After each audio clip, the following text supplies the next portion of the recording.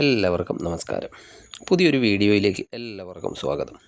2025 March മാസം മീനക്കൂറിൽ വരുന്ന പൂരുരുട്ടാതിയുടെ അവസാനത്തെ കാൽഭാഗം ഉത്രട്ടാതി, രേവതി എന്നീ നക്ഷത്രക്കാർക്ക് എന്തൊക്കെ ഗുണദോഷ ഫലങ്ങളാണ് ഉണ്ടാകുക എന്ന് നോക്കാം. മീനക്കൂറുകാർക്ക് ഇപ്പോൾ 12ാം ഭാവത്തിൽ ഏഴര ശനി നടക്കുകയാണ്. മാർച്ച് അവസാനം ശനി മീനം രാശിയിലേക്ക് മാറുകയും നിങ്ങൾക്ക് ജന്മശനി കാലഘട്ടം ആരംഭിക്കുകയും ചെയ്യും. ഏഴര ശനിയിൽ ജന്മശനിയാണ് അല്പം കഷ്ടമായിട്ടുള്ളത്. ജാതകത്തിൽ ശനി അനുകൂല സ്ഥലത്തൊക്കെ ഉള്ളവർക്ക് വലിയ പ്രശ്നം ഒന്നുമില്ലെങ്കിലും അല്ലാത്തവരെ അല്പം കഷ്ടപ്പെടുത്തുന്നതാണ് ഈ ശനി. മാർച്ച് അവസാനമാണ് ശനി രാശി മാറുന്നത്.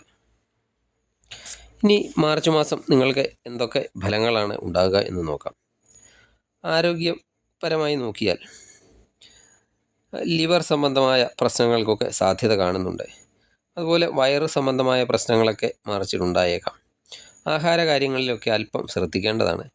പ്രത്യേകിച്ച് യാത്രകളിൽ പുറത്തു നിന്നുള്ള ഭക്ഷണ പദാർത്ഥങ്ങളൊക്കെ പൂർണ്ണമായും ഒഴിവാക്കാൻ ശ്രദ്ധിക്കണം.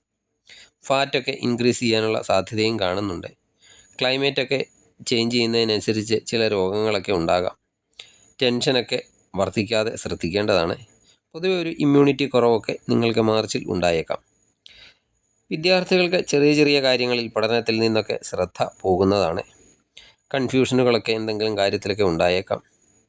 അതുപോലെ പരീക്ഷകളിലൊക്കെ പങ്കെടുക്കുന്നവർക്ക് മനസ്സ് പഠനത്തിൽ മാത്രം കേന്ദ്രീകരിച്ച് നിർത്തിയാൽ ഈ മാസം വളരെയധികം നേട്ടങ്ങൾ കൈവരിക്കാൻ സാധിക്കുന്നതാണ്. പരീക്ഷയിൽ നിങ്ങൾ പ്രതീക്ഷിക്കാത്ത ഒരു വിജയമൊക്കെ നിങ്ങൾക്ക് കൂടുതൽ കഷ്ടപ്പെടുന്നതിലൂടെയൊക്കെ നേടാൻ സാധിക്കുന്നതാണ് മാർച്ചിൽ. ഇനി മീനം രാശിക്കാർക്ക് കുറച്ച് കാലമായിട്ട് വൈവാഹിക ജീവിതത്തിലൊക്കെ അത്ര ഒരു തൃപ്തികരമല്ലാതെ പോവുകയാണ്. അത് ഏകദേശം മെയ് ഒരു 18ാം തീയതി ഈ കേതു നിങ്ങളുടെ 7ാം ഭാവത്തിൽ നിന്ന് മാറുന്നത് വരെയൊക്കെ ഉണ്ടാകുന്നതാണ്. എന്നാൽ ഈ മാസം കഴിഞ്ഞ മാസത്തേക്കാൾ കൂടുതൽ ഗുണകരമാകുന്നതാണ്. അതായത് മാർച്ചിൽ പരസ്പരം വിശ്വാസം, സ്നേഹം ഇവയൊക്കെ മാർച്ചിൽ വർദ്ധിക്കുന്നതാണ്. ഇനി ലവ് റിലേഷനൊക്കെ ഉള്ളവർക്ക് നിങ്ങൾക്ക് ആരോടാണോ റിലേഷൻ ഉള്ളത് അവർക്ക് ഇടയ്ക്കിടയ്ക്കൊക്കെ അവരുടെ മൂഡൊക്കെ ചേഞ്ച് ആകുന്നതായി നിങ്ങൾക്ക് തോന്നാം. എന്നാൽ നിങ്ങൾക്ക് അവരോടുള്ള സ്നേഹം വർദ്ധിക്കുന്നതായിരിക്കും. ഈ മാസം മാർച്ച് മാസം അവസാനം ബന്ധത്തിൽ അല്പം കൂടുതൽ ശ്രദ്ധയൊക്കെ കൊടുക്കണം. ബാക്കി സമയമൊന്നും വലിയ പ്രശ്നമില്ല, പൊതുവെ ഗുണകരമാണ്. ഭാഗ്യമൊക്കെ അനുകൂലമായ സമയമാണ് മാർച്ച്. അതുപോലെ എന്തെങ്കിലും പുതിയ കാര്യങ്ങളൊക്കെ തുടങ്ങാൻ ആലോചിക്കുന്നവരൊക്കെ ആണെങ്കിൽ അതൊക്കെ തുടങ്ങാൻ പറ്റിയ സമയമാണ്. പുതിയ ഇൻവെസ്റ്റ്മെൻറ്റുകളൊക്കെ തുടങ്ങാനും നല്ല സമയമാണ്. മതപരമായ കർമ്മങ്ങൾ ഒക്കെ ചെയ്യാൻ സാധിക്കുന്നതാണ്. കൂടുതൽ ആരാധനാലയ ദർശനമൊക്കെ ഈ മാർച്ചിൽ നിങ്ങൾക്കുണ്ടാകുന്നതാണ്. തൊഴിൽ സ്ഥാനത്ത് നിങ്ങൾ പ്രതീക്ഷിക്കുന്ന ഒരു സംതൃപ്തി ലഭിക്കണമെന്നില്ല. കഷ്ടപ്പെടുന്നതിനനുസരിച്ചുള്ള ഒരു നേട്ടം നിങ്ങൾക്ക് ലഭിക്കുന്നുണ്ടോ എന്ന ഒരു തോന്നലൊക്കെ നിങ്ങൾക്ക് ചിലപ്പോൾ ഉണ്ടായേക്കാം. അതുപോലെ രാഷ്ട്രീയപരമായ ഇടപെടലുകളൊക്കെ തൊഴിലിൽ നടത്താൻ ശ്രമിക്കരുത്. ഒരു കാരണവശാലും രാഷ്ട്രീയക്കാരെ തൊഴിൽ സ്ഥലത്തേക്ക് അടുപ്പിക്കരുത്. പുതിയ ജോലിയൊക്കെ അന്വേഷിക്കുന്നവർക്ക് 15ാം തീയതിക്കൊക്കെ ശേഷം ഗുണകരമായ അവസ്ഥയാണ്.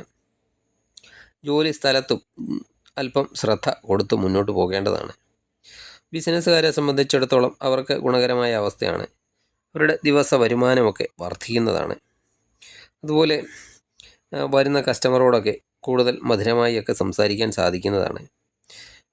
പങ്കാളിത്ത ബിസിനസ് ചെയ്യുന്നവർ ഈ മാസം അല്പം ഒരു ശ്രദ്ധ ഈ പങ്കാളിത്ത ബിസിനസ്സിൽ കൊടുക്കേണ്ടതാണ്. മാർച്ച് മാസം കൂടുതൽ ഗുണകരമായിരിക്കാൻ വൈഷ്ണവ ക്ഷേത്ര ദർശനമൊക്കെ നടത്തി കഴിയുന്ന വഴിപാടുകളൊക്കെ നടത്തുക. ശനിയാഴ്ചകളിൽ ശനീശ്വര ക്ഷേത്ര ദർശനം നടത്തി എള്ളുതിരി, നീരാഞ്ജനം എന്നീ വഴിപാടുകളൊക്കെ നടത്തുക. മാർച്ച് മാസം നിങ്ങൾക്ക് കൂടുതൽ ഗുണകരമാകട്ടെ എന്ന് ആശംസിക്കുന്നു. നിങ്ങൾക്ക് ഈ വീഡിയോ ഇഷ്ടമായാൽ ലൈക്ക് ചെയ്യുക. സബ്സ്ക്രൈബ് ചെയ്യാതെ വീഡിയോ കാണുന്നവരാണെങ്കിൽ ദയവായി സബ്സ്ക്രൈബ് ചെയ്ത് കാണുക. മറ്റൊരു വീഡിയോയുമായി വീണ്ടും കാണാം. നന്ദി, നമസ്കാരം.